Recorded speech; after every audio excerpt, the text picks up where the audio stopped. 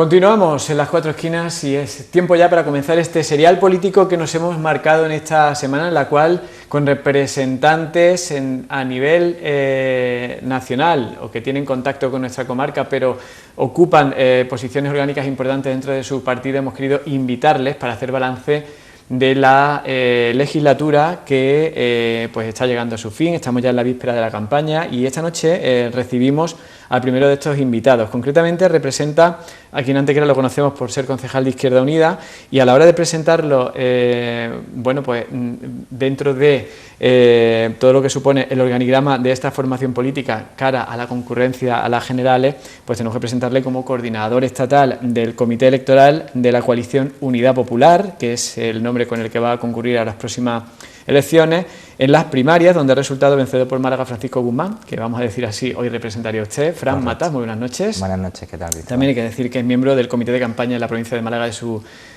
coalición. Bienvenido a nuestro plató. Pues como el objetivo primordial es hacer balance y además escuchar las propuestas de su formación política cara a estas elecciones generales, y queremos además empezar pronto a hablar de campaña, teniendo en cuenta pues que todavía existe una gran cantidad de votantes que tienen una indecisión importante, y máxime en Antequera, luego lo hablaremos al final, donde parece que tiene el corazón partido, ¿no?, entre la derecha y la izquierda en función de qué comicios hablamos. Comenzamos haciendo balance, decimos, de la legislatura en la que el Partido Popular, a través de su, o del presidente y de su presidente también a nivel de partido, Mariano Rajoy, recientemente hablaba de que ha sido la legislatura en la que se ha transformado el país, la legislatura en la que el país ha sido salvado de un potencial rescate y se ha pasado de estar al borde de la quiebra a la cabeza de Europa en recuperación. Datos que han sido además hablados por la EPA del tercer trimestre, que bueno, pues muchos han, bueno, objetivamente, ¿no?, se ha venido destacando el hecho de que se ha bajado de los 5 millones de parados, que se ha vuelto en los niveles de 2011 y que se ha producido bueno, pues un balance entre fechas o el mayor incremento en un tercer trimestre que recuerda a 2006, año previo a la crisis. Bueno, pues estamos ante una falacia más del Partido Popular y del señor Rajoy al frente del gobierno, ¿no? Nos han tenido acostumbrados durante todos estos 4 años a mentir constantemente a los ciudadanos, a engañar constantemente a los ciudadanos y ciudadanas de este país, y en esta última comparecencia pues lo hacen nuevamente, ¿no? Y es que no es cierto los datos que se han señalado. Habla de que no se ha rescatado no se ha rescatado al país, pero ha existido un rescate financiero, ¿no? Son 60.000 millones de euros un primer rescate y otros 30.000 millones de euros los que se han hecho en un segundo rescate. Estamos hablando que se le ha hurtado del bolsillo a los ciudadanos cerca de 90.000 millones de euros para el rescate a las entidades financieras. Una entidad financiera que además no le ha temblado el pulso a la hora de echar a la calle a las personas cuyos sueldos han ido invertidos, cuyos ingresos han ido invertidos en salvarlos a ellos precisamente. Decir que no ha habido rescate es decir una gran mentira, como otras tantas que el señor Rajoy nos tiene acostumbrados por desgracia a todos los ciudadanos. Y es que hablar de un éxito cuando aún se mantiene en este país un 21,2% de paro, es la segunda tasa más alta de la eurozona, justo únicamente después de Grecia, pues me parece a mí que desde luego no es lo más acertado que pueda hacer el señor Rajoy. Y hablar de que esta EPA es histórica o que es la mejor en los resultados, pues yo le voy a dar unos datos a los espectadores para que nos puedan entender. Y es que en el tercer trimestre del 2011 había una población activa en comparación con el tercer trimestre del 2015 y con esta misma encuesta de la EPA, ha habido un descenso de población activa de menos 235.000 personas, es decir, en el 2015, hay 235.000 personas menos activas que en el 2011. Han aumentado en 265.000 personas los empresarios sin asalariados, se ha descendido en 107.000 personas el número de ocupados, se ha aumentado en 127.000 personas el número de parados, el número de asalariados a tiempo completo, es decir, personas que dedican 8 horas diarias a trabajar, ha descendido en 459.000 personas, y el número de personas que se dedican al trabajo asalariado a tiempo parcial ha aumentado en 352.000 personas. Como la EPA no es un mezcla las churras con las merinas, para que nos entendamos, porque te computa el mismo contrato de 1 hora al día que el contrato que se hace indefinido, porque realmente no da una radiografía exacta de cuál es la la situación del país, porque entre otras cosas se ha eliminado de esa EPA a las personas que se les llama parados desencantados, ¿no? Es decir, personas que estando inscritas en la oficina del INEM, pues sin embargo ya no van o no hacen búsqueda efectiva de empleo, bueno, pues debido a que la crisis y a la situación de paro que tenemos decididamente ha hecho de evitar o ha hecho que estas personas se sientan expulsadas del mercado laboral. Pues como digo, el único dato real al que nos podemos acoger de forma efectiva es a la contabilidad nacional. Y la contabilidad nacional, si miramos el número de asalariados a tiempo completo en el modelo de 40 horas, tenemos que en el 2011 hay 15.328.000 personas en el tercer trimestre y en el 2015 tenemos 14.662.000 personas.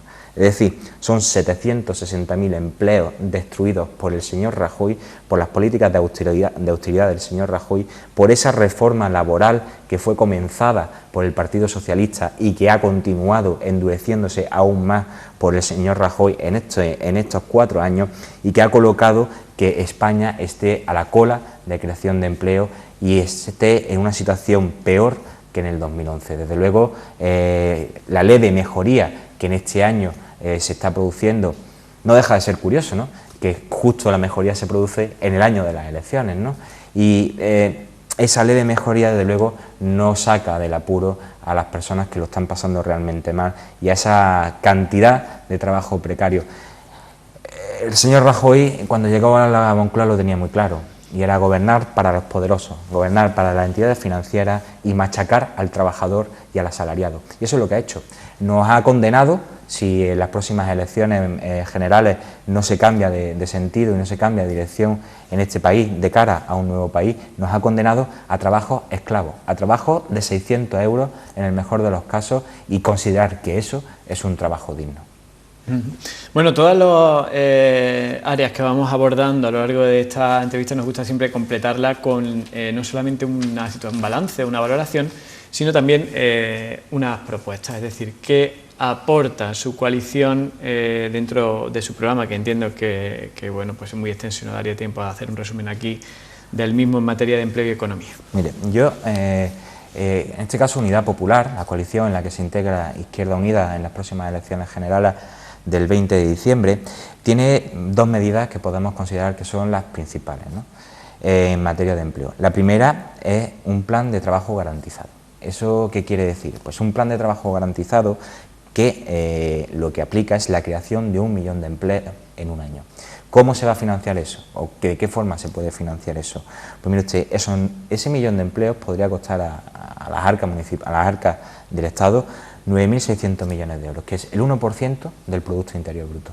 ¿Y cómo se financia esto? Pues con una reforma fiscal adecuada a estas situaciones, incrementando el IVA de los productos de lujo, haciendo una nueva definición de qué son productos de lujo, porque para que nos entendamos, a veces pues las compresas, por ejemplo, de las mujeres y los tampas de las mujeres tienen un IVA de lujo, entonces habrá que estudiar realmente cuáles son los bienes que son de lujo y incrementar el tipo impositivo de IVA de esos bienes de lujo y una lucha decidida contra el fraude fiscal en nuestro país. Con todas estas medidas entendemos desde nuestra coalición que perfectamente podemos alcanzar esos 9.600 millones para poder crear ese millón de empleos en un año. Y esto no es una cuestión nueva, esto ya se planteó en los años 80 por el economista Hyman Minsky y se ha llevado experiencias de este tipo en países como Francia, Australia, Nueva Zelanda, Suecia, donde se ha puesto en marcha este plan de trabajo garantizado. Por eso creemos que, desde luego, en un momento y en un ciclo de recesión como el que hemos atravesado en este país, desde luego el Estado debe ser garante del empleo. Creemos desde esta coalición, desde Unidad Popular, que efectivamente este plan es el que va a paliar la grave situación que hay en muchas personas.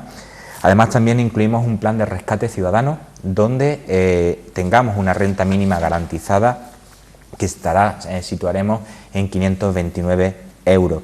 Esta situación, esa renta mínima garantizada, irá destinada a aquellas personas cuyos ingresos no superen el 70% del salario mínimo interprofesional y que entendemos que no es ninguna locura. Es decir, Izquierda Unida venía planteando la renta mínima garantizada, venía planteando el plan de trabajo desde hace muchísimo tiempo y siempre, bueno, pues no había calado.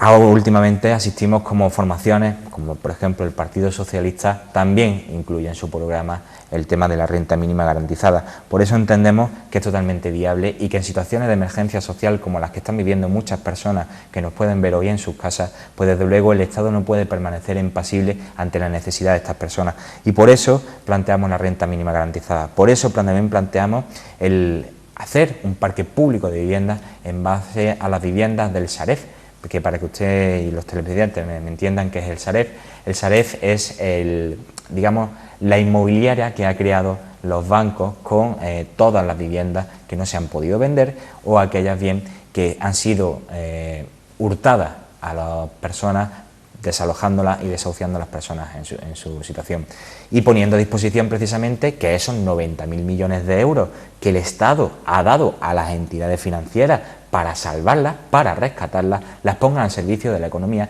y las pongan al servicio de las personas. Y qué mejor manera que usando las viviendas del Saref para asegurar el derecho a la vivienda, que es un derecho humano y es un derecho constitucional recogido también en nuestra Constitución. A lo largo de, o antes de terminar con este punto, me gustaría también bueno, pues hacer un guiño porque estoy plenamente convencido de que vamos a tener la ocasión, y lo hemos tenido también recientemente, incluso en debates locales, en el propio Pleno, alusiones a la reciente etapa de la coalición que usted representa a cargo de, ocupando puestos de responsabilidad en la Junta de Andalucía, ¿no? La Junta de Andalucía que, bueno, pues en la actualidad es la máxima responsable en materia de empleo, yo no sé cómo usted lo ve, a nivel de nuestra región, y Andalucía, que por cierto es una región que no destaca por las tasas de empleo, sino por todo lo contrario, ¿no? Ustedes gobernaron coalición en los 4 años del mandato anterior, en la legislatura anterior. Efectivamente, Izquierda Unida gobernó, hizo un pacto de gobierno en la Junta de Andalucía anterior a estas autonómicas, un pacto de gobierno, por cierto, que tenía muy buen talante y que efectivamente preveía muy buenos resultados, pero que por un capricho arbitrario de la señora Susana Díaz, de la señora del PSOE, pues decidió romper unilateralmente ese pacto, colocando a Andalucía en una situación de inseguridad que no ha concluido hasta hace bien poco, donde por fin ha podido constituir un gobierno. Por cierto, ahora quien los apoya en el gobierno son ciudadanos, es decir, esos que decían que jamás iban a apoyar a un gobierno imputado por casos de corrupción o donde hubiese casos de corrupción o de un partido en los que hubiese casos de corrupción. Pues bien, este mismo partido, Ciudadanos, en Andalucía pacta y da su apoyo y sirve de muleta al Partido Socialista en nuestra comunidad. Es el mismo partido que en Madrid pacta con el Partido Popular. Esa es la credibilidad de Ciudadanos, para que también los telespectadores nos puedan entender. La credibilidad de un partido que según le interesa o no, pues pacta con uno o pacta con otro. Pero volviendo al tema que usted me pregunta, Cristóbal, y es acerca de la responsabilidad que Izquierda Unida puede tener en materia de creación de empleo en estos años, pues desde luego Izquierda Unida no ostentaba la responsabilidad de la Consejería de Empleo. Y pues, mire usted, esa pregunta a quien corresponde hacérsela y a quien debe de dar las responsabilidades, desde luego es el Partido Socialista, que es el que llevaba la responsabilidad en esa materia. Ustedes me dirán y los telespectadores podrán decir, pero es que estaban en los consejos y ahí efectivamente, nosotros pactábamos unos presupuestos donde se fomentaban políticas sociales, donde por ejemplo se pudo aprobar la Ley de Función Social de la Vivienda, que es obra de una consejería de Izquierda Unida, de nuestra compañera Elena Cortés, donde también, entre otras cuestiones, aprobamos la ley o dejamos lista el borrador de ley de memoria democrática para el restablecimiento de la memoria histórica en nuestra comunidad, donde, entre otras cuestiones, se han puesto las bases del turismo sostenible para los próximos 10 años, donde la labor efectuada por el consejero Rafael Rodríguez en materia de turismo ha sido excelente y donde los resultados que hoy cosecha el Partido Socialista y que se jacta el Partido Socialista de ser sus resultados provienen del trabajo y el esfuerzo de un consejero de Izquierda Unida como es Rafael López. Entonces, entender que dentro de la responsabilidad que a nosotros nos ha correspondido dentro del Gobierno de la Junta de Andalucía, en las consejerías en las que hemos tenido competencia, nuestra gestión ha sido excelente. Impulsamos, por cierto, también una comisión de investigación acerca de los cursos de formación. Comisión de investigación a la que el Partido Socialista pues rechazaba continuamente. Pues como ustedes comprenderán, nosotros en materia de empleo, dentro de nuestras posibilidades, hemos cumplido. El Partido Socialista, que era quien tenía esa competencia en materia de empleo, es quien debe dar respuesta de por qué es incapaz de reducir la tasa de desempleo en nuestra comunidad. Bueno, completamos este epígrafe de economía y empleo para abordarlo, o terminar de abordarlo, mejor dicho, con otro área al final que está muy relacionada con la ubicación geográfica en la que nos encontramos, centro de Andalucía, agricultura, que se convierte o sigue siendo una importante fuente de generación de empleo. Desde determinados sectores políticos se está reivindicando un apoyo ante el mal año en el campo, que está relacionado con el número de peonadas mínimas para alcanzar el subsidio agrario. Incluso hay quien propone que esas peonadas pues no sean una condición sine qua non. ¿Cuál es su postura al respecto de este punto? El posicionamiento es claro, es decir, nosotros hemos peleado por la reducción de las peonadas de 35 a 20, porque entendemos que en la situación actual en la que se encuentra el campo andaluz, desde luego hay muchas personas que tienen muy difícil el acceso a esas 35 peonadas. Por eso entendemos que no se puede privar a los ciudadanos que han venido o que no tienen ningún otro recurso por cuestiones climatológicas como son estas. Estamos en noviembre y apenas ha llovido. Parece prácticamente que estemos en verano, ¿no? Por el calor, por las temperaturas, no se ha producido todavía ni siquiera el verdeo. De hecho, hay muchas personas que no han recogido el verdeo y que directamente han pasado a recoger la aceituna negra, ¿no? Entonces, entendemos que la reducción de peonadas o el mantenimiento de esa medida extraordinaria que se peleó desde Izquierda Unida para que se consiguiese y que finalmente se consiguió de 35 a 20, es necesario que se mantenga en una situación de emergencia como la que estamos viviendo. Y es más, en una situación de emergencia como la que estamos viviendo actualmente, quizá habría que estudiar la posibilidad de la eliminación del requisito de peonada en estas circunstancias, con la posibilidad de que a futuro pues volver a implementar la jornada de 20. Pero entender que estamos en una situación excepcional y que situaciones excepcionales requieren medidas excepcionales.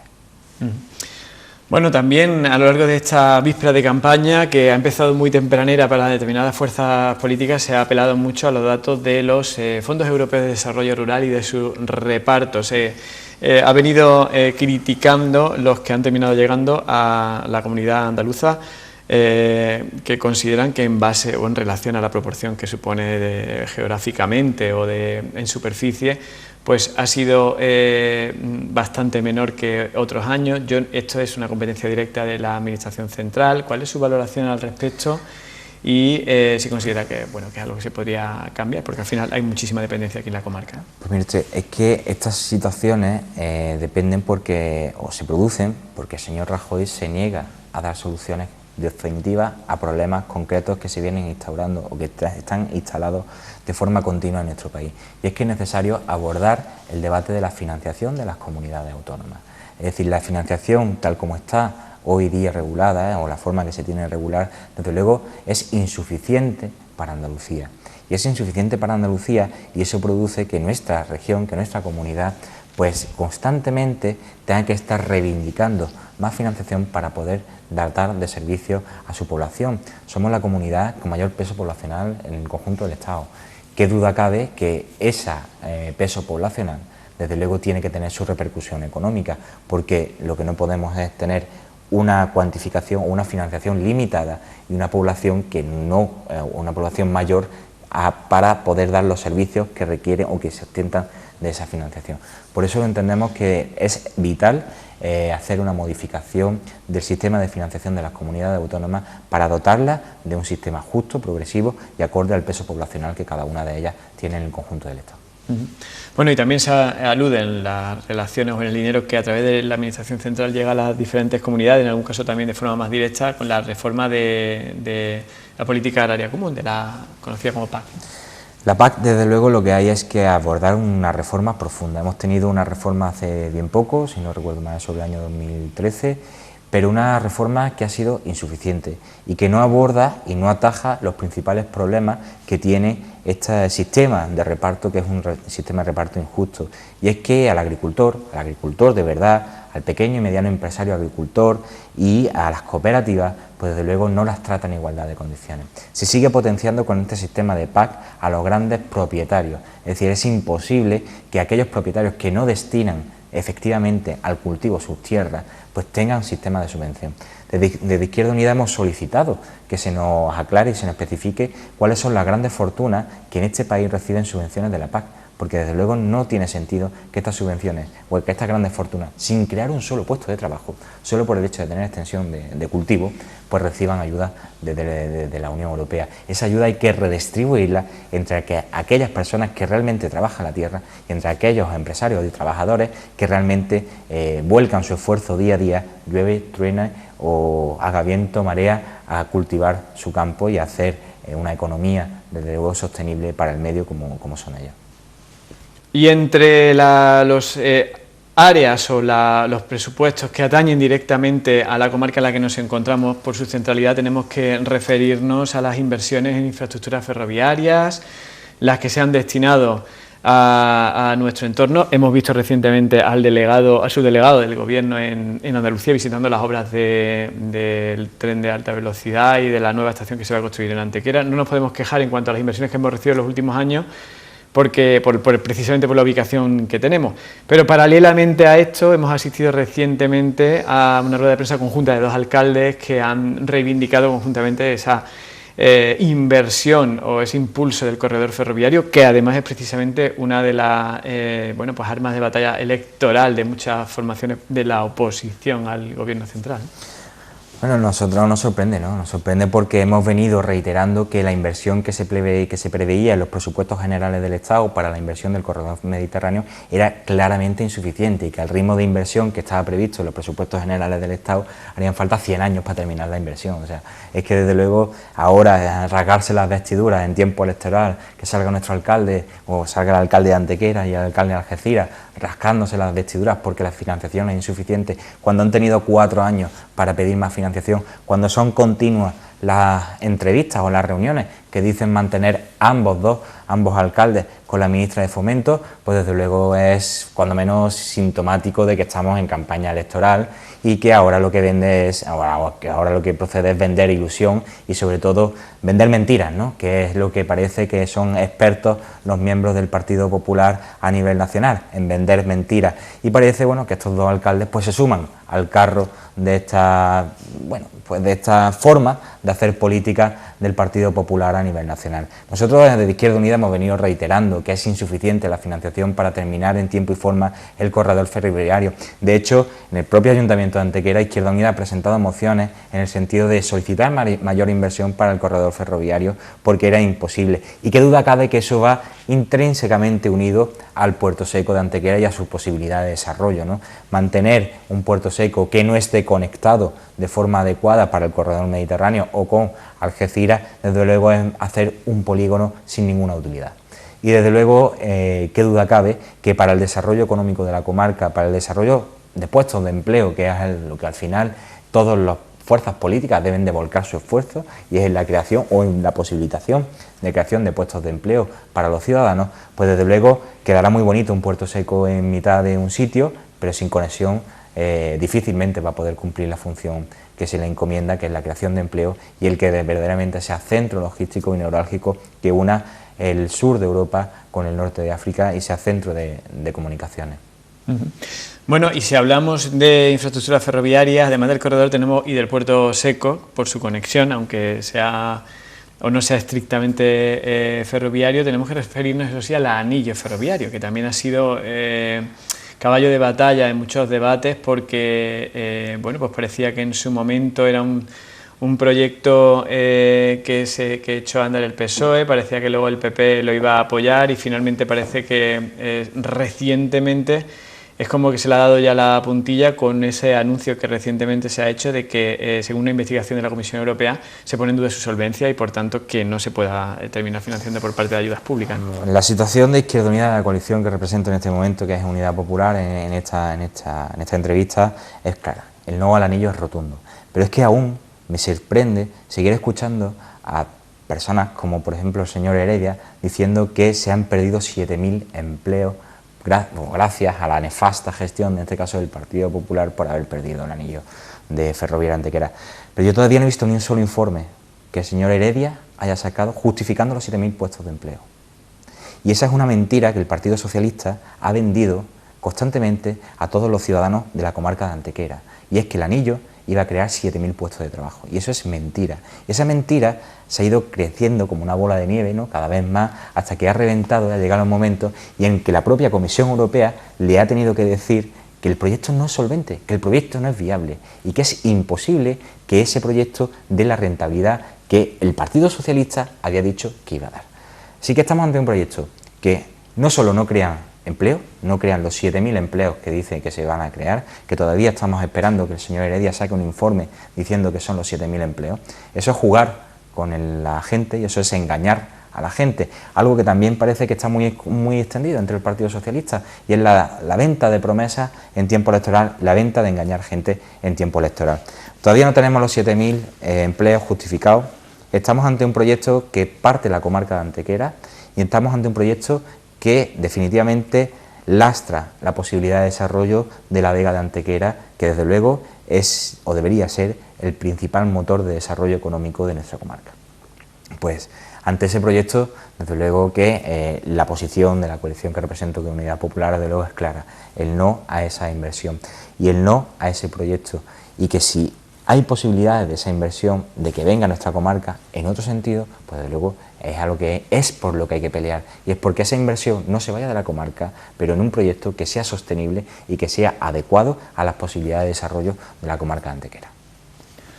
Bueno, pues esto respecto al anillo, y hay sin duda otra infraestructura, otro equipamiento importante que bueno, pues también ha sido pues objeto de debate y que atañe directamente a nuestra comarca dentro de las inversiones que en algún caso, bueno, pues no tienen por qué ser cuantiosas, que puedan llegar directamente desde el Gobierno central, pero esta sí, y se trata de la cárcel de Archidona, la futura cárcel, porque hasta el momento se ha terminado solamente lo que es la obra, y falta pues ponerla en valor, para lo cual hace falta crear o lanzar una oferta de empleo público, que ya por fin se ha anunciado. Hace muy pocos días recibimos la visita del secretario de Estado competente, que afirmaba que sí, que por lo tanto daba fecha de apertura para el 2016. Pues que me diga día, hora y mes en la fecha de la apertura, y que lo diga ahora, antes del 20 de diciembre, porque lo que no está bonito es decir ahora que voy a sacar 300 plazas para que después el 2016 transcurra y que finalmente esas plazas no se convoquen y esa infraestructura no se pueda abrir. Algo a lo que estamos muy acostumbrados en los dos grandes partidos de este país, el Partido Popular y el Partido Socialista, y es que en tiempo electoral quieren hacer todo aquello que no han hecho y prometen hacer todo aquello que han hecho en los 4 años que han tenido para gobernar para los ciudadanos y ciudadanas. Pero es que no deja de ser curioso, ¿no?, que apenas a un mes y medio vista de las elecciones generales, pues se descuelguen diciendo que se van a crear 300 plazas de funcionarios. Digo yo que la cárcel está terminada y ha estado terminada, pues si no recuerdo más, desde mitad del año anterior, es decir, desde mitad del año 2014. Es decir, 1 año y medio para ahora, justo un mes y medio antes de las elecciones, decir que va a crear 300 plazas, pues nuestros telespectadores son muy inteligentes y saben perfectamente de lo que estamos hablando. Y es de otra falacia, de otro engaño y otra mentira más del Partido Popular y del Partido Socialista al frente. Pero es que también no deja de ser curioso, ¿no? Y es que esa infraestructura que ahora se jactan de que van a poner en valor en el 2016 está hecha a base del esfuerzo y el sacrificio de muchos trabajadores, que sabe usted cuánto han llegado a cobrar allí la hora los trabajadores. A 3 euros la hora. A 3 euros la hora. Es decir, ha habido albañiles, asalariados, que han trabajado por 3 euros la hora en esa infraestructura.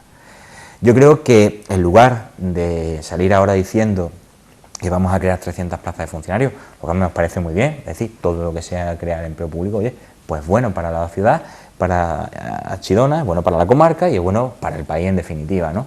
Pero no habría que pensar y repensar el por qué se ha producido el que esas personas que han estado trabajando hayan estado cobrando 3 euros la hora. Eso es gracias a la reforma laboral que Partido Socialista y Partido Popular han implantado en este país, y a la forma de trabajo que precisamente pretenden los dos grandes partidos, Partido Socialista y Partido Popular, para todos los ciudadanos y ciudadanas españoles, que es un régimen casi de semi-esclavitud. Pues desde luego, jactarse ahora de que gracias a ese régimen de semi-esclavitud con el cual se ha construido esa cárcel en Archidona va a servir para crear 300 puestos de trabajo, pues desde luego no parece lo más acertado por parte del responsable competente. Bueno, antes de pasar páginas sobre este asunto, una alusión, porque creo que de justicia, y seguro que hay muchísima gente que está relacionado, que tiene amigos familiares o son directamente agentes de la Guardia Civil y que pasan y miran pues un poco con desesperanza la obra esa que nunca termina, ¿no?, del nuevo cuartel. Eso es competencia de la Administración Central. Ahora es un momento para reivindicarlo, por lo menos para cuestionarlo. Esa construcción de ese equipamiento era financiada por el Ayuntamiento, pero ¿cuál es la situación y cuál es su postura? Bueno, desde luego la postura en este caso de Unidad Popular es clara, es decir, es necesario terminar esa infraestructura, es que es necesario por dos cuestiones. Una, para dignificar la labor que hacen agentes de la autoridad, miembros de la Guardia Civil, que prestan una enorme labor en nuestra comarca, desde vigilancias en el campo, precisamente para que no se produzcan los saqueos en el tiempo del verdeo de la aceituna y en otros tiempos además, desde la vigilancia que hace el SEPRONA también en el cuidado del entorno natural, desde la labor que hacen en materia de tráfico en nuestra comarca, es necesario que esa infraestructura que está inacabada, que lleva muchísimo tiempo esperando a que sea conclusa, pues sea terminada. Y en ese sentido, desde luego, el compromiso de Unidad Popular es terminar la infraestructura si desde luego nuestro candidato, que es Alberto Garzón, fuese presidente de gobierno de este país. Pero es que además no deja de ser curioso, ¿no?, el que 4 años de gobierno del Partido Popular a nivel estatal y a nivel local, es decir, teniendo el Partido Popular el nivel, o sea, las competencias a nivel local y las competencias a nivel estatal, han sido incapaces de solucionar el problema. Incapaces de solucionar el problema. Pero es que no solo eso, es que cuando el Partido Socialista gobernaba en el Ayuntamiento de Antequera y el Partido Socialista gobernaba en el Estado de la Nación, tampoco pudieron terminar, tampoco pusieron el esfuerzo en terminar esta infraestructura. Somos conscientes de cómo se hizo esto. Esto se hizo en un momento en el que aquí todo el mundo se pensaba pues que los perros estaban con longanizas y que vivíamos, pues bueno, pues vivíamos, sobre todo el Ayuntamiento vivía pues a todo tren, firmando convenios urbanísticos sin mirar cómo se firmaban, la posibilidad de desarrollo, sin prever en ningún momento que podía existir la posibilidad de que en un momento dado cayesen los recursos del Ayuntamiento y no se pudiesen financiar esa obra. Pero es que pese a eso, se firma un convenio, se inicia la obra y a mitad del transcurso se paraliza la obra y hasta nunca más. Y aún se sigue solicitando al Consejo de Andalucía el que digan si pueden o no resolver el contrato, que es la primera de las cuestiones. Este Ayuntamiento del Partido Popular lo primero que debería haber hecho es resolver el contrato. Resolver el contrato, que ha tenido 4 años para ello. Volverlo a sacar a licitar y ponerse de acuerdo con su ministerio, que gobierna precisamente el Partido Popular, para llegar a un acuerdo de financiación y terminación de obras. Y que las personas que habitan esa casa cuartel que está en la Plaza Castilla tengan una vivienda digna donde poder pues, desarrollar su vida personal después del loable esfuerzo y loable trabajo y después de la loable función que desarrolla en nuestra comarca. Bueno, ley de racionalización y sostenibilidad de la administración local, de régimen y base local. Estamos hablando de una antigua petición o reivindicación también de la formación que usted representa. ¿Qué potencial o qué nivel de independencia en cuanto a la hora de manejarse tienen los ayuntamientos? ¿Cuál es su postura? Pues desde luego esta es otra más de las que el Partido Popular ha hecho en estos 4 años. Es decir, el Partido Popular, como directamente no cree en los municipios, pues lo que ha sacado es una ley de sostenibilidad y racionalización de la administración pública que lo que hace es limitar aún más la capacidad de acción de los ayuntamientos. En materias tan simples como por ejemplo puede ser, y tan vitales para la ciudadanía, como pueden ser los servicios sociales.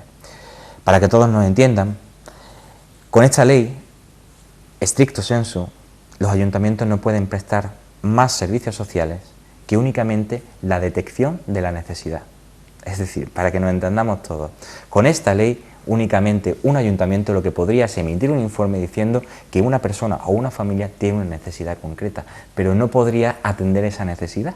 Para atender esa necesidad, digamos que se deja en manos de las comunidades autónomas. y será a través de convenios entre el ayuntamiento y la comunidad autónoma cómo este ayuntamiento podrá prestar ese servicio. ¿Qué ocurre? Que el propio Partido Popular se ha dado cuenta de la barbaridad legislativa que acaba de realizar. Y ya pone en duda, bueno, pues quizás no lo haya hecho del todo bien, estás planteando la posibilidad de hacer una reforma de esa ley y de hecho en las medidas, en las disposiciones transitorias lo que se establece es un periodo, una vacatio legis para efectivamente ir poco a poco llegando a esa situación, mientras pues se deja que los ayuntamientos puedan ir suscribiendo convenios con las comunidades autónomas para poder seguir prestando los servicios. Pero lo más importante de esto no es eso, lo más importante de esto, de esta ley de racionalización de la administración pública, es el criterio de coste efectivo. Es decir, ahora, con el criterio de coste efectivo, lo que hace el Estado dicta un coste efectivo. Y dice, pues mire usted, la teleasistencia, para que nos entendamos todos, pues puede costar 15 euros al día. Ese es el coste efectivo que puede costar de teleasistencia. ¿Cuánto le cuesta al ayuntamiento? 21. Pues entonces su coste no es efectivo, por lo cual yo le retiro la competencia y se lo doy a la Diputación. Y la Diputación es la que va a prestar el servicio. Estamos ante un refuerzo de las diputaciones y un empobrecimiento de los ayuntamientos. ¿Por qué? Pues sencillamente porque esta ley se sacó en un momento en el que el Partido Popular gobernaba las mayorías de las diputaciones provinciales de este país. ¿Qué ha ocurrido? Que ha habido unas elecciones municipales. Y esa mayoría amplia que ha tenido el Partido Popular en diputaciones se ha empezado a caer. Y ahora ya plantean, bueno, pues que quizás se hayan equivocado y que haya que volver a darle funcionalidad y competencia a los ayuntamientos. Es que este es el juego de la política del Partido Popular y del señor Rajoy. Es decir, cuando a mí me interesa algo, no que le interesa a los ciudadanos, cuando a mí me interesa, a mi partido le interesa algo, yo dicto una ley, cuando a mi partido ya no le interesa esto, yo cambio la ley. Y esta es la forma de gobernar. Tenemos gobernantes, hemos tenido gobernantes en este país, Zapatero y Rajoy, son estos dos últimos, que no han gobernado para los españoles y para las españolas, han gobernado para el PSOE y para el Partido Popular. Y esta situación se tiene que terminar en las próximas elecciones del 20 de diciembre. Y por primera vez hay una posibilidad, y es evitar la mayoría absoluta de ninguno de los dos grandes partidos. Y ya no solo la mayoría absoluta, sino ampliar el abanico de posibilidades y de representación en el Parlamento para que las decisiones se tomen de forma consensuada y de forma equitativa para todas y todos. Bueno, como no tenemos el tiempo que nos gustaría para poder analizar con detalle ese programa político que ustedes están planteando para las próximas generales, habrá tiempo en diferentes convocatorias, actos y coberturas informativas de eventos en la campaña. Vamos a hacer una batería de preguntas cortas con asuntos que seguro están repiqueteando en la cabeza de mucha gente. Suenan los ecos todavía, ¿no?, de haberlo escuchado en un informativo hace muy pocos días. Comenzamos hablando de refugiados, otro tema que tiene que abordarse desde la Administración Central. ¿Cuál es el cupo? No se ha planteado ninguna postura negativa a nivel de nuestro gobierno, pero sí se abre la puerta a una negociación de personas. ¿Cuál es la postura? Y ahora sí le pido respuestas breves en todos estos asuntos. Pues mire usted, el tema de los refugiados, la postura del Partido Popular ha sido clara, y es la que ha dictado la señora Merkel en Alemania, donde hemos pasado de querer acoger a personas a directamente darle dinero, en este caso a África, aumentar la asignación a África a consecuencia de que ellos mantengan allí los refugiados. Desde luego son necesarias reformas legislativas en materia de asilo político, en materia de refugiados, de la normativa de refugiados también es necesaria una adecuación normativa para que los trámites sean mucho más rápidos y para que las personas que llegan en situación de urgencia no estén en un limbo legal hasta que puedan tramitar su solicitud, con la consecuencia de que después de 5 años es probable que se lo deniegue. De hecho, España es el país de la Unión Europea que menos concesiones de refugio, de la condición de refugiado hace a nivel de la Unión Europea. Y hemos tenido claramente cómo, pues después de la gran conmoción que se vivió después de la imagen del niño Alán, que todos pueden recordar en las costas, cómo aquella imagen pues volcó a todos los ciudadanos y ciudadanas de este país, incluso hizo que nuestro presidente de gobierno, el señor Rajoy, pareciese que aceptaba y aumentaba el número de cupos, como la memoria es muy frágil, ¿no? Y ahora la noticia dura lo que dura un tuit, termina el tuit termina la noticia, 30 segundos, se acabó. Ha caído en el olvido la imagen de Alán, de ese niño en las costas, y por desgracia ha caído en el olvido el drama de los refugiados sirios. Un drama que, para que todos nos entendamos, proviene de la guerra de Siria, y la guerra de Siria se produce principalmente por la oposición del régimen de Al-Assad a que se cree un gasoducto que una Qatar con Europa, para así, porque la Unión Europea y la OTAN lo que prevenía era evitar que el abastecimiento de Rusia para empezar a abastecerse de gas de Qatar. Como Al-Assad no permitió la construcción de ese gasoducto, pues precisamente de ahí viene ese conflicto bélico. Pensiones. En algún momento del debate electoral o del debate político durante el final de esta legislatura se ha puesto en duda la viabilidad a X años vista, y también se ha debatido mucho el tema de el que se prorrogue la edad de la jubilación. ¿Su postura de forma breve? Sí, edad de jubilación 63 años y las pensiones, desde luego, es lógico que cuanto menos empleo hay, más crisis hay, menos se engorda la hucha de la seguridad social y por lo tanto más difícil será que se garanticen las pensiones. Es un dato preocupante, por eso con ese plan garantizado donde se pueden crear 1 millón de empleos en un año, desde luego creemos que podemos darle un impulso para garantizar la sostenibilidad de las pensiones en el futuro. Bueno, el asunto de Cataluña, reforma de la Constitución sí o no, desobediencia a las instituciones que se plantea directamente y que últimamente lo hemos visto también por parte del gobierno catalán.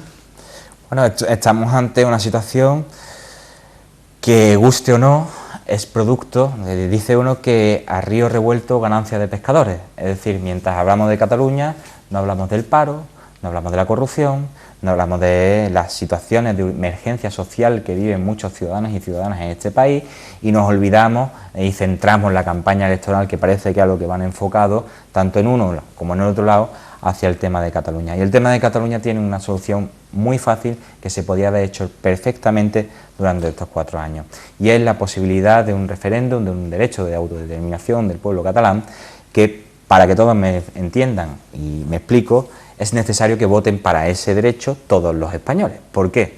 Pues porque para ello es necesario hacer una modificación de la Constitución.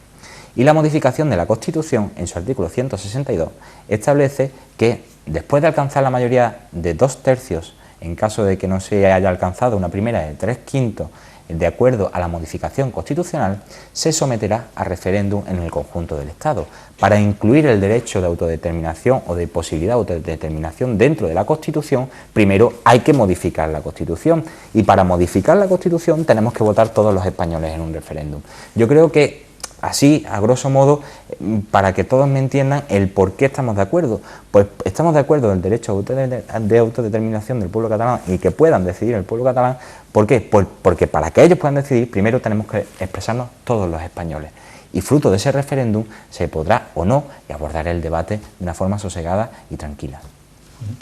Bueno, clases de religión avaladas por la administración pública, sí, ¿no? Desde luego que no. Desde luego que no. Unidad Popular apuesta por un modelo educativo laico, totalmente laico, público, ya que los fondos públicos, a que el dinero de todos los ciudadanos y ciudadanas no vaya destinado a pagar ni colegios concertados de religión, ni ningún tipo de cuestión vinculada con la religión. Hace poco nuestro candidato Alberto Garzón lanzaba incluso la posibilidad de eliminar de la casilla del IRPF la asignación a la Iglesia Católica, y que la Iglesia Católica pues se financie como se financia en cualquier otro tipo de asociación. Y habrá que revisar, por supuesto que sí, los concordatos del año de la Iglesia del Vaticano. Ese tratado que, desde luego no se ajusta al siglo XXI y desde luego no se debería haber firmado bajo ningún concepto, y que ha colocado a la Iglesia Católica por encima de todas las religiones y copando muchas de las instituciones. Desde luego no a la representación religiosa en ningún acto institucional público, por supuesto que no. Hay que separar Iglesia y Estado, y el Estado debe ser totalmente laico para todos los ciudadanos y ciudadanas. Bueno, determinadas decisiones judiciales han afectado a cargos públicos del Poder Ejecutivo. ¿Usted cree que la separación de poderes permanece intacta en España? Hay que revisar profundamente el sistema judicial y el sistema ejecutivo de nuestro país, y es necesario ahondar más en la separación de Estado y de cuerpos jurídicos. Y la mejor fórmula es precisamente que los miembros de los distintos cuerpos judiciales no sean elegidos por políticos, sino que sean elegidos directamente por los propios magistrados y por los propios jueces. Tiene sentido que los miembros del Tribunal Constitucional sean nombrados por el Congreso. No tiene sentido que los miembros del Tribunal Supremo sean nombrados por partidos políticos. Es que eso no es una separación de Estado y cuerpo ejecutivo, perdón, de cuerpo judicial y cuerpo ejecutivo. Por eso es necesario que los jueces sean independientes, asegurar esa independencia, dotarlos de medios, porque el mayor problema en que tienen muchos de los jueces a la hora de hacer su labor es que precisamente no tienen medios para poder llevarla de una forma efectiva. ¿Y eso qué ocurre? Pues alarga las instrucciones en el tiempo de forma indubitativa. Todavía estamos peleando con el tema de los ERE, todavía tenemos el tema de la Gürtel andando, es que todavía tenemos el caso no de la Casa Real andando, es que tenemos una infinidad de casos de corrupción que precisamente porque los jueces no tienen medios no pueden hacer bien su labor. Bueno, para terminar, posibles pactos postelectorales planteados por su formación política.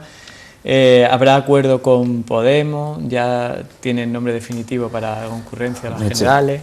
Yo voy a repetir aquí una frase que dijo Julián Guita y es programa, programa, programa y programa. Desde luego, Unidad Popular, sobre la base de nuestro programa, podrá llegar a acuerdos puntuales en cualquier momento con fuerzas que estén en la línea de Unidad Popular y que desde luego compartan el programa de Unidad Popular. Por eso entendemos, desde en este caso Izquierda Unida, Unidad Popular, que efectivamente los pactos, desde luego, hablar a priori de pactos no parece que sea lo más acertado. Y la intención de Unidad Popular es no pactar de nombres, sino de programa. ¿Por qué?